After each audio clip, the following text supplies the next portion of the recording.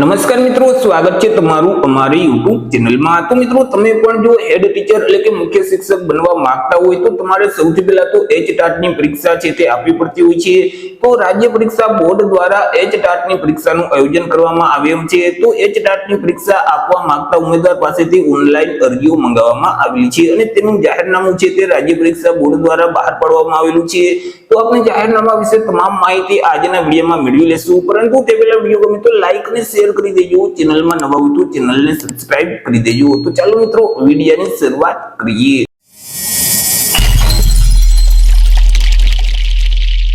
તો મિત્રો, આજે જાહેરનામું છે તે એસીબી એટલે કે રાજ્ય પરીક્ષા બોર્ડ ગુજરાત રાજ્ય ગાંધીનગર દ્વારા બહાર પાડવામાં આવેલું છે। રાજ્યમાં જે મુખ્ય શિક્ષક એટલે કે હેડ ટીચરની જે જગ્યાઓ ખાલી છે, તો આ જગ્યાઓ ભરવા માટે મિત્રો અહીં રાજ્ય પરીક્ષા બોર્ડ દ્વારા HTAT ની પરીક્ષાનું આયોજન કરવામાં આવ્યું છે। હવે આજે HTAT ની પરીક્ષા આપવા માંગતા જે વિદ્યાર્થીઓ છે તેમની પાસેથી અરજી ફોર્મ મંગાવવામાં આવેલા છે। તો સૌથી પહેલા આપણે વાત કરી લેશું કંઈક અગત્યની તારીખ વિશે। મિત્રો, જે જાહેરનામું જે બહાર પાડ્યું છે તે 1/8/2026 ના રોજ આ જાહેરનામું બહાર પાડવામાં આવેલું છે અને વર્તમાન પત્રો એટલે કે જે ન્યૂઝપેપરમાં આ જે જાહેરાત પ્રસિદ્ધ થયાની જે તારીખ છે તે 3/8/2026 છે। હવે મિત્રો, અહીં ઉમેદવારોએ ઓનલાઈન રજીસ્ટ્રેશન છે તે કરવાનું રહેશે, ઓનલાઈન અરજી ફોર્મ છે તે ભરવાનું રહેશે।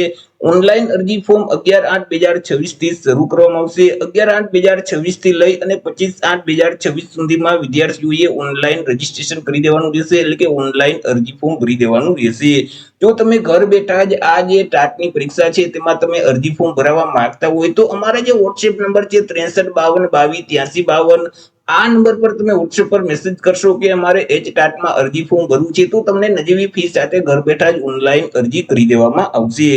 અહીં મિત્રો, જે પરીક્ષા ફી છે તે પણ તમારે ઓનલાઈન જ નેટ બેન્કિંગના માધ્યમથી પરીક્ષા ફી છે તે ભરવાની રહેશે। તે પણ 11/8/2026 થી લઈ અને 27/8/2026 સુધીમાં તમે પરીક્ષા ફી છે તે ભરી શકશો।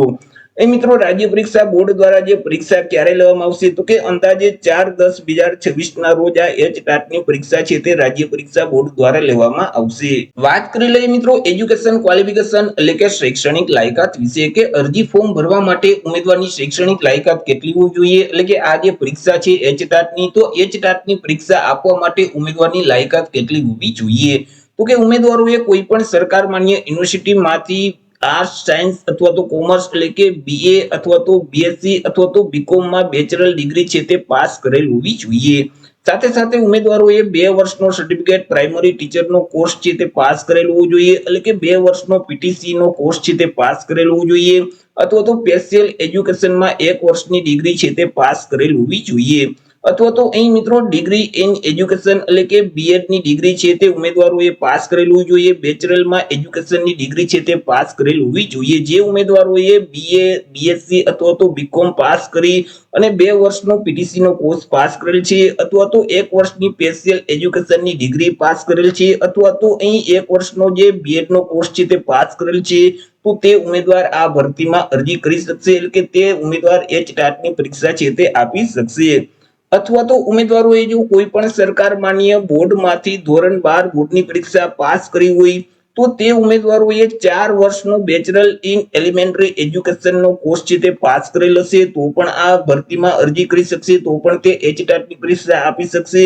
અથવા તો અહીં ધોરણ 12 બોર્ડની પરીક્ષા પાસ કર્યા પછી 4 વર્ષનો BEd નો કોર્સ છે તે પાસ કરેલ હશે તો પણ અહીં ઉમેદવાર HTAT ની પરીક્ષા આપી શકશે।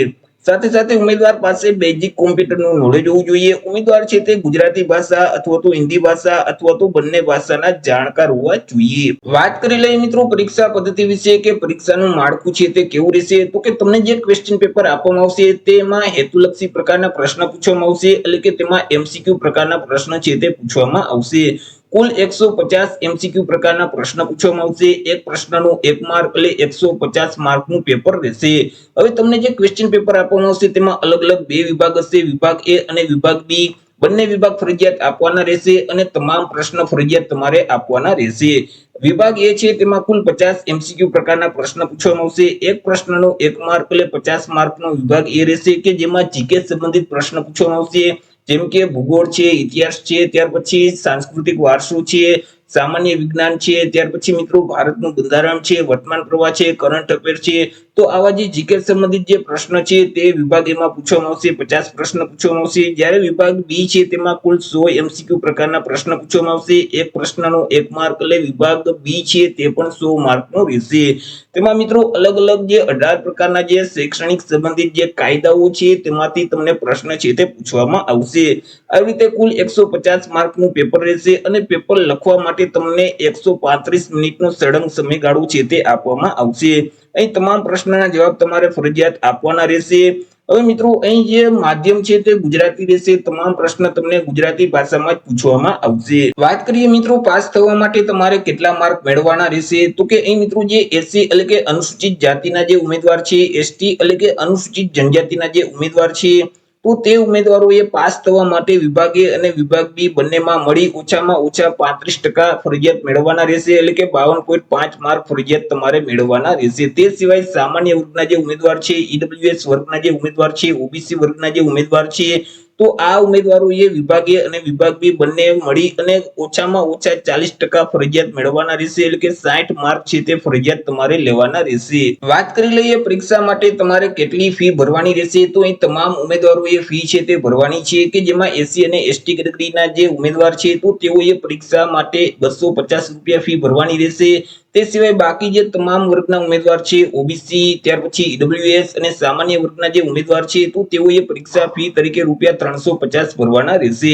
પરીક્ષા ફી ઉપરાંત તમારે જે બેંકનો સર્વિસ ચાર્જ લાગે તે તમારે અલગથી ચૂકવવાનો રહેશે. પરીક્ષા ફી છે તે તમારે ઓનલાઈન જ ભરવાની રહેશે. તમે net banking, credit card, debit card અથવા તો યુપીઆઈ ના માધ્યમથી પરીક્ષા ફી ભરી શકશો. તો એ રીતે મિત્રો રાજ્ય પરીક્ષા બોર્ડ દ્વારા એચટાટની પરીક્ષા આપવા માંગતા જે ઉમેદવાર છે તો તેમના પાસેથી ઓનલાઈન અરજીઓ મંગાવવામાં આવેલી છે. તો આશા રાખું છું વિડીયો પસંદ પડ્યો હશે. વિડીયો પસંદ પડ્યો તો લાઈક અને શેર કરી દેજો. ચેનલમાં નવા હોય તો ચેનલને સબસ્ક્રાઇબ કરી દેજો. ફરી મળીશું એક નવા ટોપિક સાથે એક નવા જ વિડીયોમાં. ત્યાં સુધી જય હિન્દ, વંદે માતરમ.